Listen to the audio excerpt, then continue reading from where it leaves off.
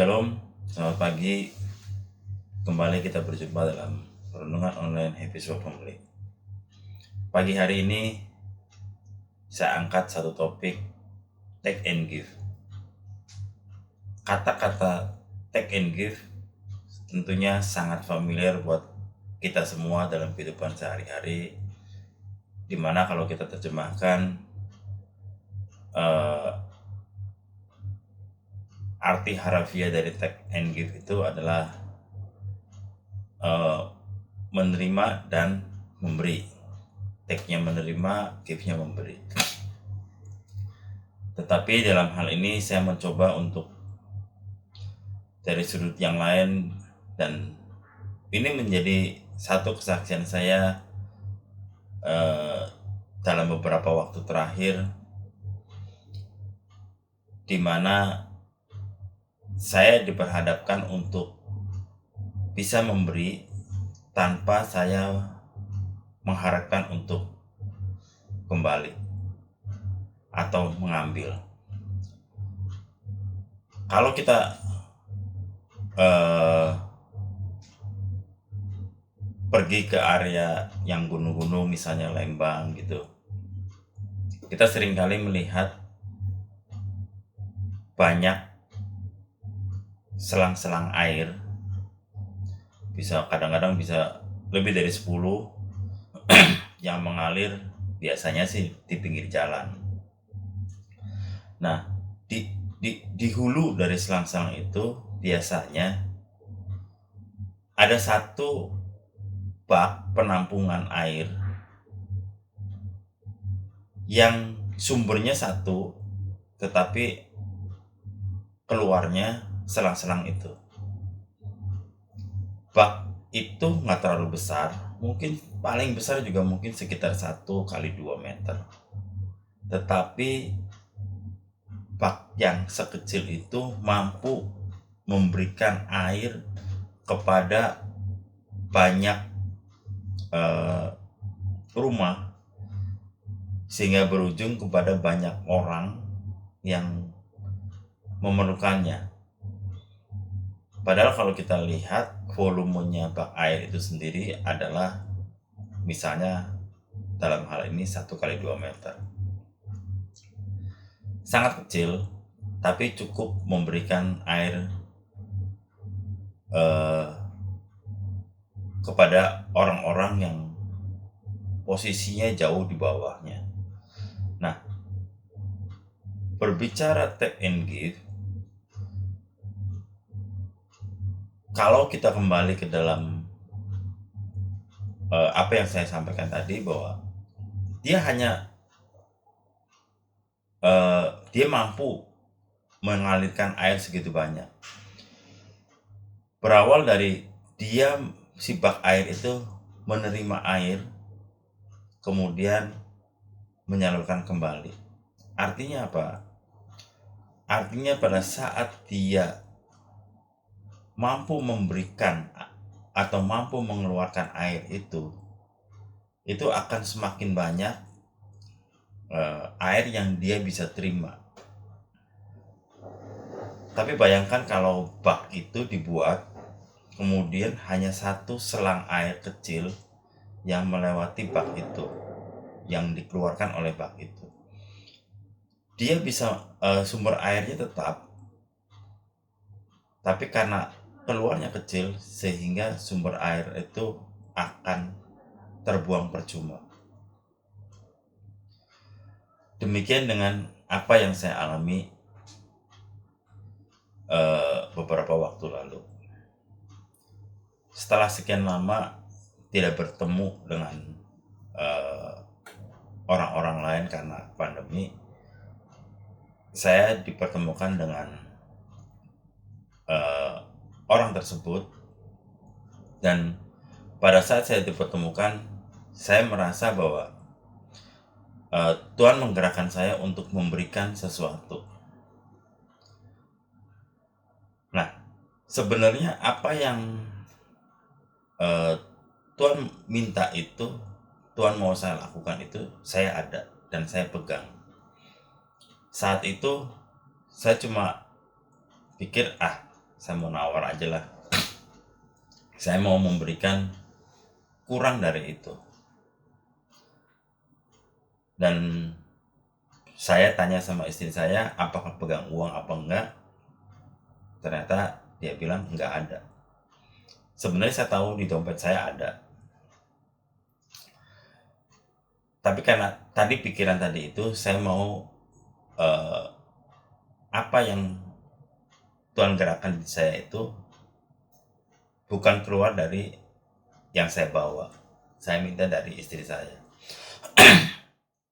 Ternyata tidak ada, dan akhirnya saya harus keluarkan dari kantong saya lah.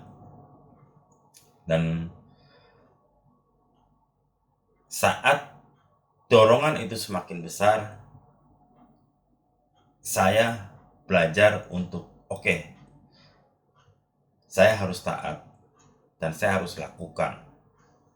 Akhirnya saya mencoba untuk lakukan itu dengan penuh iman. Ya udah, saya coba berikan. Saya ambil apa sesuai dengan yang diminta, yang Tuhan gerakkan, kemudian saya masukin amplop dan saya kasih. Tapi satu hal di sini saya belajar bahwa Tuhan cuma minta kita lakukan, kita berikan. Sebenarnya saat sebelum saya memberikan itu, ada loh, ini kan cadangan saya. Kalau saya tipe orang yang malas kalau harus selalu ambil uang dalam aktivitas saya. Biasanya saya sekali ambil untuk beberapa waktu gitu. Nah, kebetulan ini saya memang sudah ambil untuk beberapa waktu. Misalnya 1 minggu. Yang paling sering adalah 1 minggu dalam aktivitas saya bekerja. Untuk bensin, untuk tol, segala macam.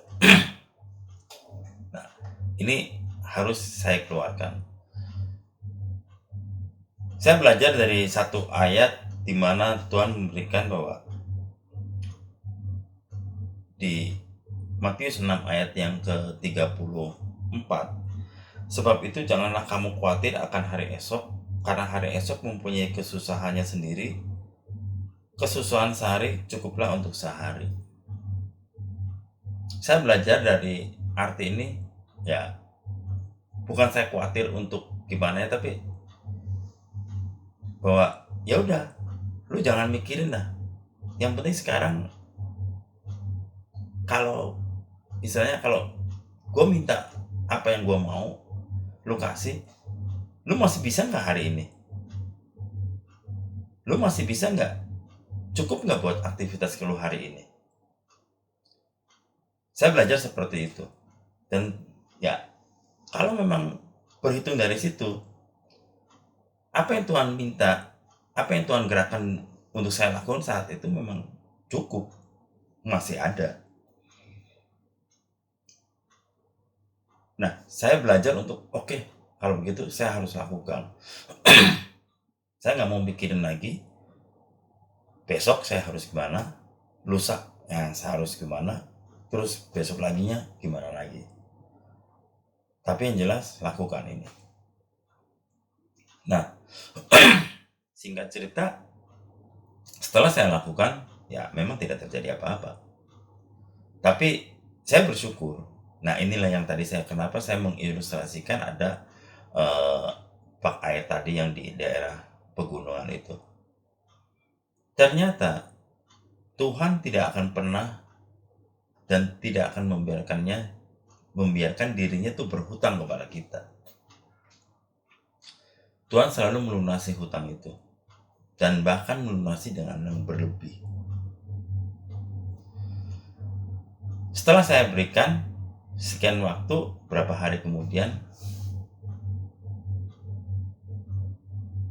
Tuhan berikan lagi kepada saya lebih dari apa yang sudah saya berikan saat itu, dan bentuknya juga cash.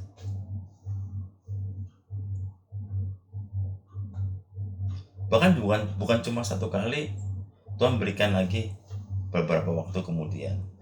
Dalam hal ini saya kembali flashback di perikop yang sama di ayat yang ke-33, carilah dahulu kerajaan Allah dan kebenarannya, maka semuanya itu akan ditambahkan kepadamu.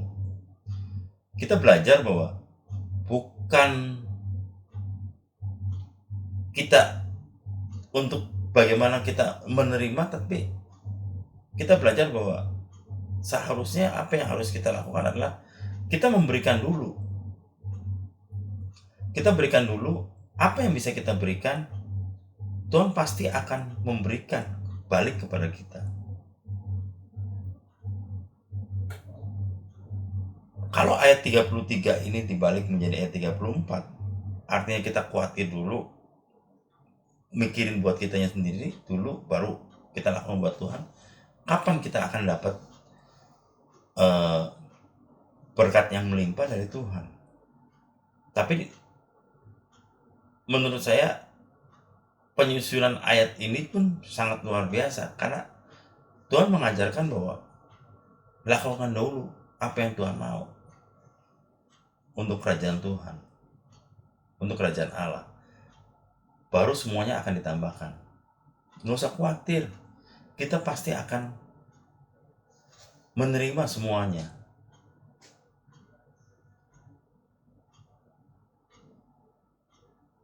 Dan nyatanya di dalam kehidupan saya terutama, Tuhan tidak pernah memberikan saya sampai benar-benar jatuh terpuruk yang benar-benar tidak bisa bangun. Di saat saya akan jatuh, di saat saya sudah mulai maksimal untuk menanggung setiap kapasitas beban yang ada, saat itu Tuhan pasti akan topang saya sehingga saya bisa kembali naik dan saya bisa mampu bertahan. Pagi ini saya mengajak saudara semua untuk belajar memberikan dulu. Bukan kita take dulu, tapi give dulu. Berikan dulu. Berikan dulu apa yang bisa kita berikan, apa yang ada pada diri kita. Tuhan tidak mungkin menambahkan kepada kita kapasitas yang berlebih kalau kita tidak pernah memberikan segala sesuatu yang kita punya. Tapi pada saat kita memberikan dulu, Tuhan pasti akan tambahkan. Tidak mungkin kita hidup pasti punya satu talenta minimal, dan pergunakan talenta itu. Biarkan talenta itu berkembang. Pada saat berkembang, Tuhan akan tambahkan terus talenta itu buat kita. Tuhan akan berikan kelebihan-kelebihan kita buat kita. Bukan hanya materi, tapi segala sesuatu yang memang kita perlukan tanpa kita tahu dan tanpa kita sadari apa yang kita perlukan saat ini, besok, lusa, minggu depan, bulan depan, atau tahun depan. Tuhan sudah persiapkan sekarang. Tuhan tahu itu. Tapi maukah kita melakukan, maukah kita memberikan dulu apa yang kita punya, apa yang kita ada? Pada saat kita sudah memberikan itu dengan rela hati, dengan tulus hati, dengan sungguh-sungguh, saya yakin dan percaya Tuhan pasti akan memberikan kembali kepada kita, bahkan lebih dari apa yang kita berikan. Dan itu pengalaman saya selama ini. Setiap kali Tuhan gerakan hal seperti itu dan saya taat, yang berikutnya adalah saya menerima lebih besar dari apa yang sudah saya berikan. Lebih besar dari apa yang Tuhan saya berikan. Walaupun pada saat saya digerakkan untuk melakukan itu, terkadang iblis menggoda untuk tidak memberikan. Tapi pada saat kita menang, Tuhan akan memberikan uh, gift buat kita, hadiah buat kita lebih lagi dari apa yang sudah kita berikan. Jadi jangan take dulu, tapi give dulu kita berikan. Berikan. Jangan berpikir bahwa kita akan menerima apa, tapi berpikirlah bahwa apa yang kita bisa berikan. Baru kita berpikir apa yang bisa kita terima. Bukan kita baru kita berpikir, tapi baru kita lihat Tuhan akan memberikan apa buat kita. Karena pasti Tuhan akan berikan. Bukan kita yang memberikan, bukan kita yang minta. Pasti Tuhan yang akan berikan. Terima kasih. Mari kita berdoa. Tuhan Yesus, terima kasih, kami bersyukur. Biar Tuhan Kau yang ajar terus kami untuk memberikan apa yang bisa kami berikan, Tuhan, buat orang-orang sekitar kami. Engkau yang tolong kami, berikan kemurahan hati buat kami, berikan kemampuan buat kami untuk memberikan apa yang kami punya, Tuhan. Karena kami tahu di balik semua itu Engkau yang akan memberkati kami. Terima kasih Tuhan, dalam nama Tuhan Yesus kami mengucap syukur. Haleluya, amin.